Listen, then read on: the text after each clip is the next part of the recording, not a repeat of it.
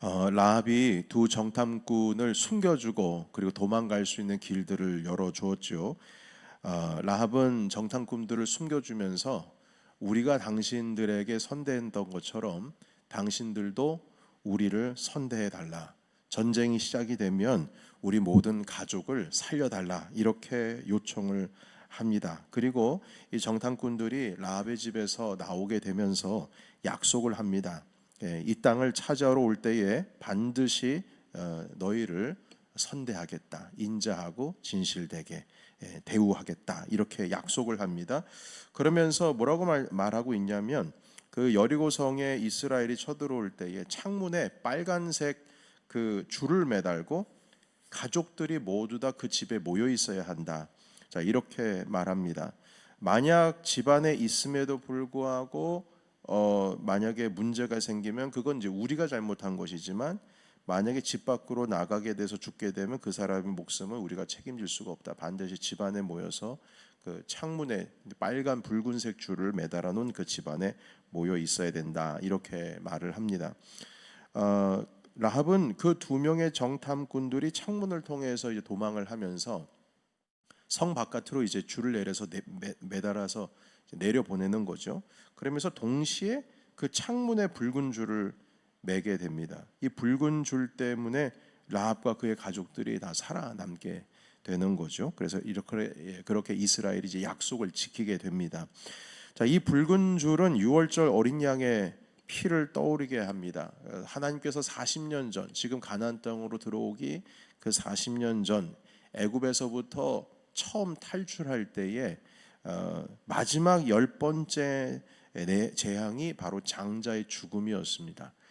그래서 이 장자의 죽음을 피해 가려면 바로 유월절 그 어린 양의 피를 문설주에다가 다 이렇게 발라 놔야지만 됐죠. 그래서 그 발라 놓은 집은 죽음의 사자가 건너 뛰어가는 겁니다. 유월하는 거죠. 그래서 그것이 바로 패스오버, 유월절이라 그렇게 이름을 또한 정하기도 되었습니다. 그 죽음이 지나간 밤이 지나고 나서 이스라엘의 출애굽이 시작이 됩니다. 그 양의 피를 만약에 안 바르게 되면 이스라엘 자손이라 할지라도 결국 죽게 되는 거죠. 예, 아무리 히브리인이라고 해도 양의 피를 문설주에 바르지 않으면은 죽음의 사자가 그 집을 찾아가는 겁니다. 그러니까 그 양의 보혈의 피가, 그 피가 상당히 중요한데, 이 양의 피는 구원을 의미합니다. 그리고 우리가 믿고 있는 예수 그리스도의 보혈의 피를 또한 의미하죠. 그런데 그 붉은 피에 똑같이 배응을 할 수 있는 그 빨간 줄, 이 붉은 줄을 라합이 40년 후에 이제 자기 집에 창문에 매달아 달면서 이 집이 이제 구원을 얻게 됩니다. 그래서 이 붉은 줄 또한 예수 그리스도의 죽으심을 나타내고 십자가의 보혈을 나타내죠. 그러니까 우리 그리스도의 보혈의 피가 이미 구약 성경에 이렇게 그림자처럼 드러나 있습니다. 예수 그리스도의 피로 인하여서 우리는 죽을 수밖에 없었던 죄에서 자유함을 얻게 되었습니다. 생명을 얻게 되었죠. 그런데 여러분, 오늘 이 21절에 있는 말씀을 보시게 되면 정탐꾼들을 창문에 내려면서 곧바로 그냥 동시에 그 창문에다가 붉은 줄을 매달아냅니다. 여러분 21절 한번 읽어보실까요? 21절 같이 읽겠습니다. 자, 시작. 라합이 이르되 너희의 말대로 할 것이라 하고 그들을 보내어 가게 하고 붉은 줄을 창문에 매니라. 아멘. 여러분, 한번 우리가 라합의 집안에 있는 한 사람이라고 상상을 하면서 그때를 한번 생각을 해보면 좋겠어요. 아직 전쟁을 하려면 그 좀 시간이 필요합니다. 전쟁 전이죠. 그러면 시간이 이제 그 시간까지 시간이 참 먼데, 그럼에도 불구하고 그 붉은 끈을 창문에다가 매달아 놓습니다. 그 정탐꾼들이 도망가자마자요, 내려 보내자마자 그 줄이 창문에 매달려 있는데, 여러분 뭐 이렇게 일찍 매달아 놓을까요?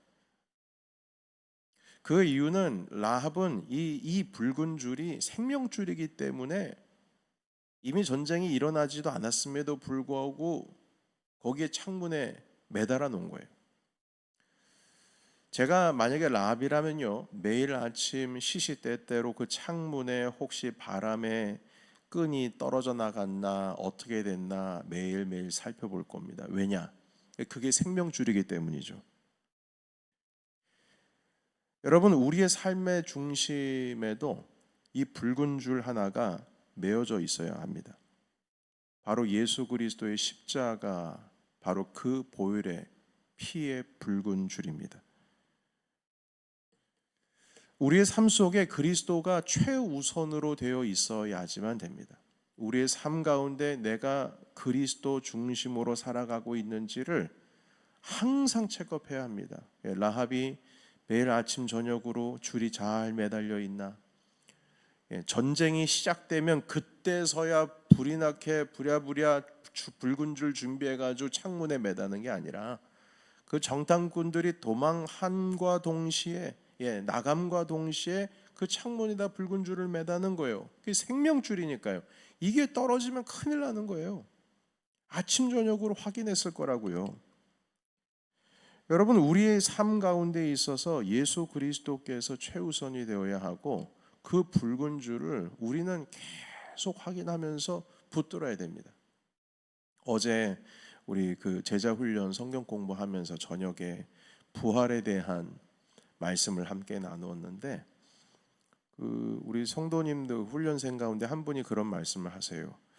자기가 생각하지 못했던 그리고 깨닫지 못했던 것들을 새롭게 깨달았다는 거예요. 그런데 여러분, 그게 여러분 우리 평생 예수 그리스도의 죽으심과 부활에 대해서 말씀을 나누지 않습니까? 뭐 부활절 때만 해도 저희 항상 나누는 말씀이 그 말씀인데, 그런데도 불구하고 새롭게 깨닫는다라는 말을 우리가 할 수 있다라는 것, 그리고 새삼스럽게 또 깨달았다, 이 말씀을 하시는 것은 우리의 중심에 그리스도 십자가의 부활 신앙으로 살아가는 것이 매번 이렇게 드러나서 살아가는 것이 아니고, 그것이 덮여졌다가 또한 때가 되면 열었다가 덮여졌다가 또가 때가 되면 열어졌다가 하는 삶을 살고 있기 때문에, 사실 우리의 삶의 부활신앙이라고 하는 것, 이거 새삼스럽게 또 깨닫습니다, 이런 말이 나올 수가 있는 거예요. 여러분, 우리의 삶 속에 있어서는 매일매일의 삶이 예수 그리스도의 십자가의 부활 신앙으로 살아가야 될 줄로 믿습니다. 그리스도의 보혈의 피가 아니면 안 되는 거예요. 예수님이 우리의 삶 가운데에 그 십자가가 중심이 되지 않으면 우리의 삶은 다 망가져 버리고 흩어져 버리게 됩니다. 우리 그리스도 예수를 모퉁이 돌이라고 하죠. 코너스톤입니다. 기초돌입니다. 기초돌이 흔들리면 그 집안은 다 흔들리는 거예요. 기초돌은 반드시 가장 중요한 힘을 제일 잘 받는 주축이 되는 건물의 중심 가운데 놔야 그게 기초돌입니다. 이 돌을 나는 여기 두고 싶어, 난 저기 두고 싶어, 가장 힘을 받아야 될 곳에 그 코너스톤을 두지를 않고 그냥 오만 곳에 두게 되면 그 집은 흔들리게 되어 있다는 거죠. 여러분, 우리의 삶 가운데 반드시 예수 그리스도의 그 십자가, 그 보혈, 그리고 그 부활 신앙을 가장 중심으로 둬야 된다는 것입니다. 여러분, 내 마음의 기준에 내가 가장 중요하다고 생각하는 것들이 있습니다. 그 모든 것들이 삶에서 보면은 중심 같아 보이죠. 그러나 우리의 삶에 있어서는 그리스도가 진심으로 기준이 되어야 됩니다. 모든 관계의 기준이 되어야 하고, 사업을 할 때도 예수 그리스도께서 그 부활 신앙이 중심이 되어야 하고, 내 자녀를 돌볼 때에도 예수가 기준이 되어야만 합니다. 이래도 될까? 저래도 될까? 아니다. 예수가 기준이다. 단순히 예수님이 제일입니다, 이런 그냥 뭐라 그럴까요? 막연한 그런 신앙이 아니라 실제로 우리의 삶 가운데 예수 그리스도의 십자가 중심이 되는 삶을 자녀들에게 가르쳐 줘야 된다는 거죠. 여러분 우리 2장 13절의 말씀을 같이 읽어볼까요? 2장 13절 같이 읽겠습니다. 시작. 그리고 나의 부모와 나의 남녀 형제와 그들에게 속한 모든 사람을 살려주어 우리 목숨을 죽음에서 건져내라. 아멘. 여러분 여기 보시게 되면 나만이 아니에요. 나만 사는 게 아닙니다. 나의 부모, 나의 형제, 남녀 형제, 그리고 그들에게 속한 모든 사람을 살려주어 우리 목숨을 건져내라.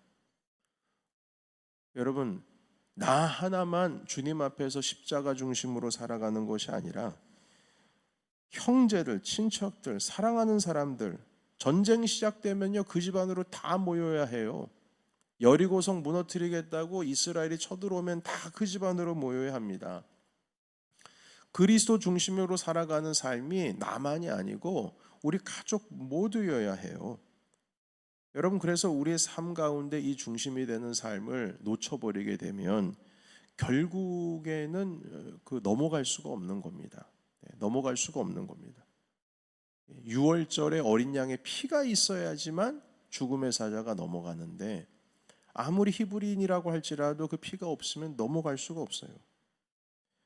여러분 우리의 삶 가운데 그리스도 예수 중심의 삶을 온 가정과 함께 나누지를 않으면 결국에는 그 가정이 흔들릴 수밖에 없습니다. 제가 지난 2월에 영국을 잠깐 방문하면서 거기서 이제 세미나 가운데에 하나 들은 이야기가 있습니다. 어느 교회에 한 할머니가 등록을 하셨는데 목사님이 그 할머니 집에 등록 신방을 하셨는데 관계 때문에 상당히 어려운 집안이었어요. 결국 계속 싸우는 거죠. 그런데 아들과 며느리가 계속 다투는 거예요. 그래서 결국에는 며느리가 남편과 도저히 살기가 어렵다고 집을 나가버렸다고 합니다. 그러니까 견디지를 못하고 나가버린 것이죠. 근데 얼마 지나지 않아서 웃긴 일이 일어났는데 그 시어머니가 이제 교회에 처음으로 등록을 해서 열심히 다니고 있는데 얼마 지나지 않아서 그 며느리도 그 교회로 등록이 된 거예요. 얼마나 웃겨요, 여러분. 그러니까 교회에서 만나게 된 거예요.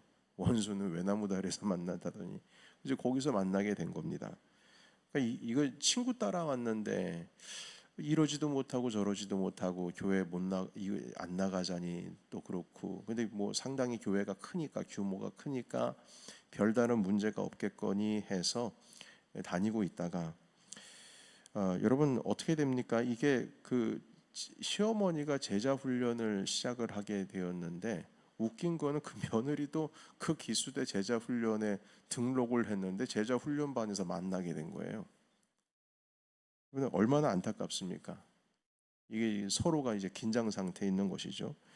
그런데 이 제자 훈련을 통해서 성경 공부를 하면서 자신이 받은 구원의 확신, 그리고 예수 그리스도의 중심적인 신앙생활, 이것을 수개월 동안, 여러분 우리 교회도 지금 이제 반 왔거든요. 이제 한 3개월에서 4개월 지나가고 있는데 그 오랜 시간을 지나가게 되면서 그 반에 모였던 제자 훈련반에 있었던 사람들이 예수 중심으로 살아가는 방식으로 이제 한 명씩 바뀌어지게 되었다는 거예요.